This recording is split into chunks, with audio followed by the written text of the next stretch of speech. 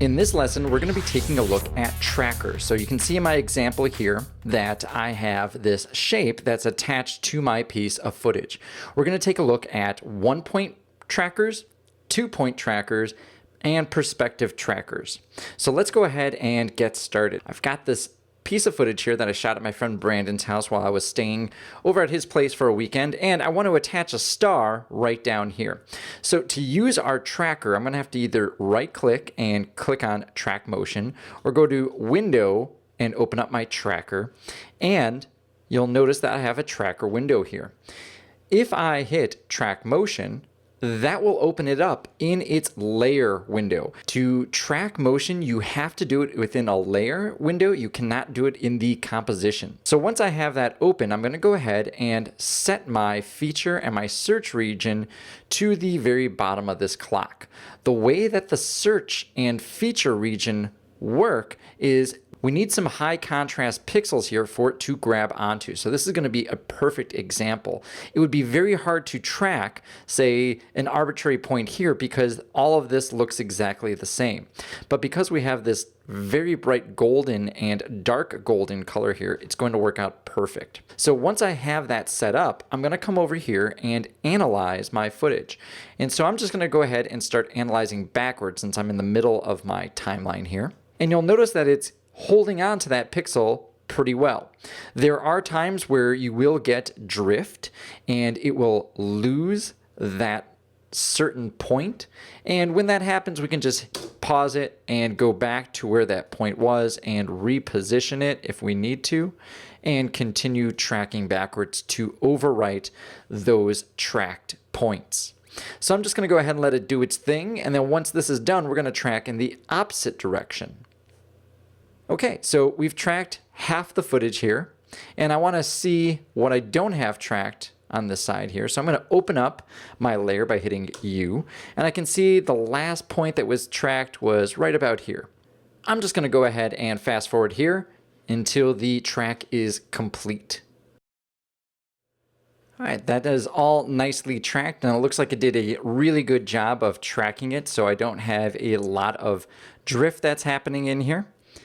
And so now I want to take this data and apply it to something else. So I'm going to jump back into my composition here, and I'm just going to create a star shape. So I'm just going to come to my star tool and make sure I'm not on my layer and just make a yellow star. And one very important thing that I need to do is I need to change the anchor point of this layer to the center of my star. And so I'm just putting my anchor right there, and we're going to jump back into that layer. And now that I have all these points tracked, I want to come down to edit my target. I'm going to go ahead and choose my shape layer and hit OK, and I'm going to hit apply. And it's going to ask me what I want to apply. I want to apply the X and Y coordinates, and there we go. So now I have this completely tracked and locked onto that pixel. So what happens if I don't move my anchor point? So I'm just going to turn off this shape here really quick, and I'm going to make a new one here. Let's just make a polygon. And I'm going to leave that anchor point where it is. And we're coming back to our tracker in our layer, edit the target, shape layer 2, hit OK, and apply. And it's now taken that anchor point, and that's where it's applied it. So you'll notice that it's completely locked to everything, but this particular layer's anchor point is now placed there. So because it's a shape layer, we have to make sure our anchor point is in the center, so that way it tracks properly. So if I turn that off, turn this one back on, and if I take a look at this anchor point, I can see that it is clearly right there. You'll notice though that with this actual track here, it doesn't look very natural because the star is always pointing up. It's not really rotating as it should.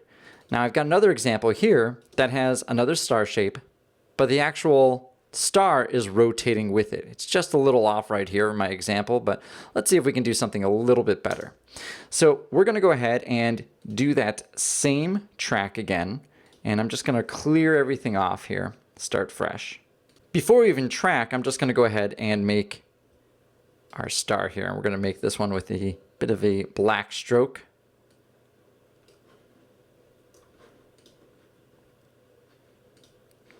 And I'm going to go ahead and put the anchor point in the center of that shape.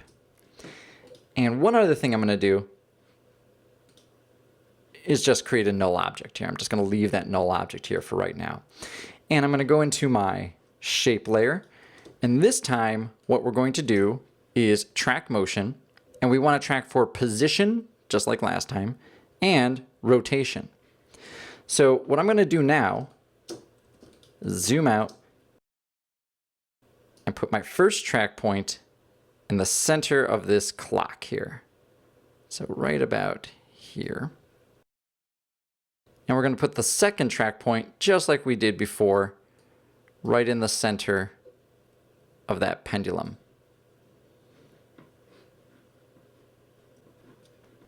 So I'm going to go ahead and analyze this backward. And I just want to make sure that my track points are exactly where they're supposed to be. And it looks like it's doing a pretty good job again, so I'm just going to go ahead and track in the other direction and speed that up again.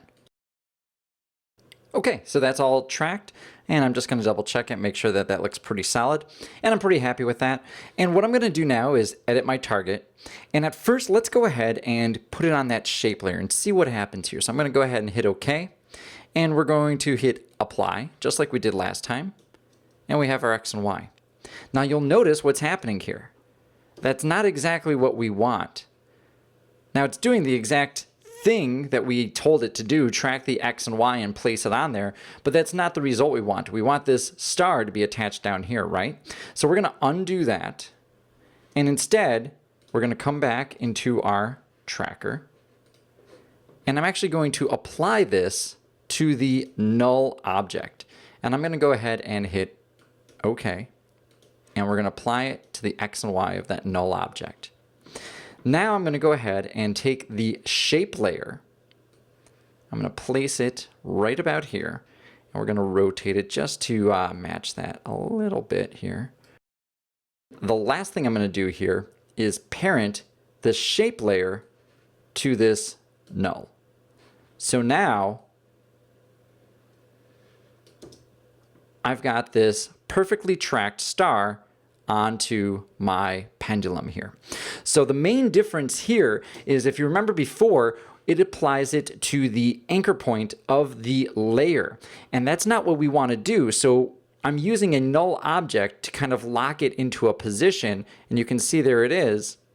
And I'm using that information then and putting it onto the star here. So that is the 1 point and 2 point tracker. You'll notice though that it's not necessarily perfect because its perspective is changing. This is not filmed straight on. It's got a little bit of a curve to it, so it's missing some perspective and depth. So let's take a look at one more example where you would normally replace, let's say, a logo. And what I've got here is I've got a very short clip of the Harley-Davidson logo here, and we're going to go ahead and replace that with something else. So just like before, I want to double click this and open it up in my layer, and we're going to track on motion again. And instead of a transform type, we're actually going to come down to the perspective corner pin. And when I hit the perspective corner pin, I actually get 4 track points. And what I want to do is I always want to make sure that they're in the right place. So our 1 is always going to be in the top left corner. Our 2 is always going to be in the top right. 4 is always going to be in the bottom right. And 3 is going to be in the bottom left. And I'm just going to work with these points just a little bit to make sure that they're solid or exactly where I want them. And maybe even make this search area a little bit larger. I think I've got a little bit of movement here in my camera.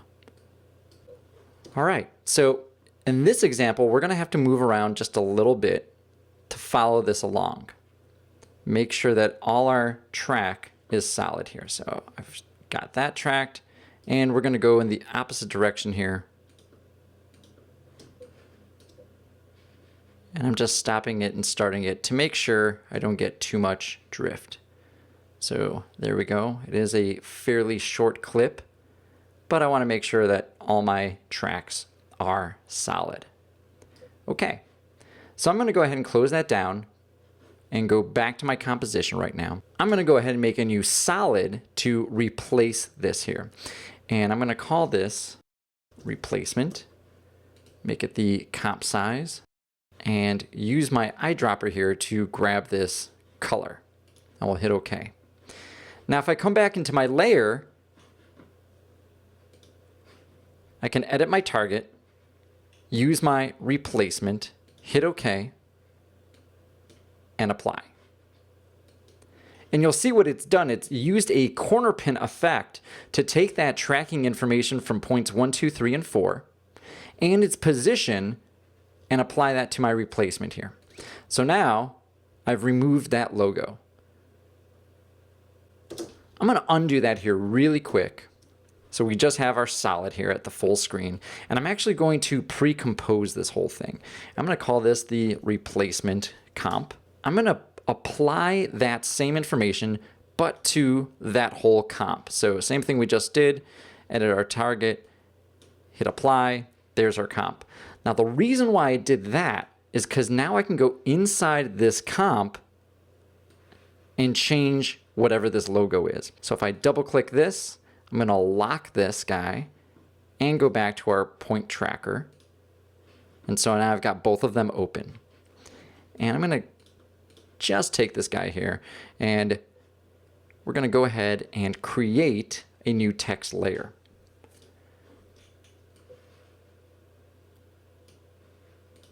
And I'm going to call this here the Hardy Daytona.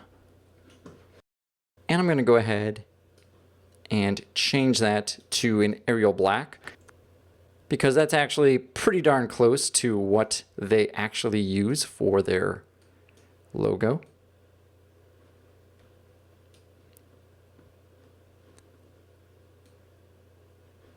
This is something that's new in the newest version of After Effects. It's really hard to expand out these different panels here. It's pretty annoying. And I want to make sure that they're all caps. And I'm going to scale this up. Now, the main reason why I have both of these open is to illustrate something here. You'll notice that I can make this Hardy Daytona fill out my screen here.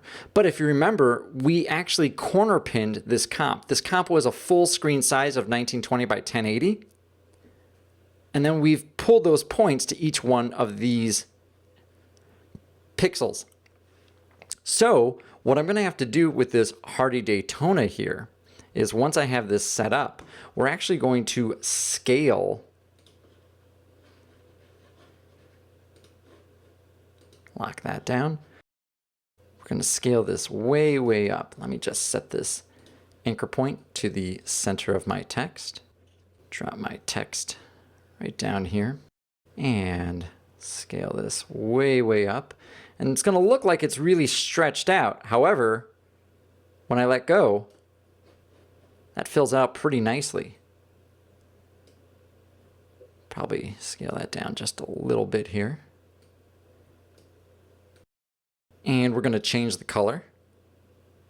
Just eyedroppering that. And right now, that's actually a pretty good replacement. I can go ahead and close these two, and I can play this back, and that's pretty good. Something I'm going to do to kind of sell this a little bit is we're actually going to add a little bit of grain here. So I'm going to double click this guy and open it in its separate window here. And we're just going to move this guy to the side so we can see them both at the same time. We'll close this guy. And now that I've got this open here, I'm going to create an adjustment layer. And just put a little bit of add grain in here. We're going to bump up that intensity. And that's starting to look a little bit better already. We can actually bump up the size here. It's a little too much. And we're actually going to add a tiny bit of blur. A little bit of fast blur.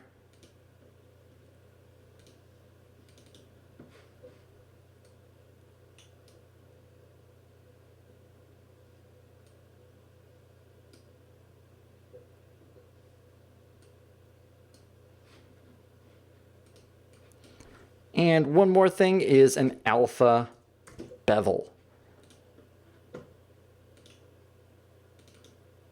And I'm just adding this bevel right to my text here. So we're actually going to give it a little bit of a thickness. So you can see it's got this white kind of chiseled look. So that way it's going to look a little bit better when we have that here. So let's go ahead and close that. And now zoom that out. I might want to work with the color just a tiny bit more. So maybe I'm going to come into this adjustment layer and put in a curves adjustment. Just make that a hair darker. A little too much red. And there we go. I took off the motion blur right now because it was running just a little slow, but that is a great way to go ahead and replace our logos here. Again, my name is Stanislaw Robert Luberda, and this is lesson 8 of 10 in my introductory After Effects course. In the next lesson, we're going to take a look at 3D tracking. So what if we actually wanted to build something like this and place it into our scene? We're going to take a look at using text layers and compositing just a little bit in 3D. If you found this useful, be sure to subscribe or check out my website at www.stanislawrobertluberda.com. Thanks a lot for watching, and hopefully you found this useful.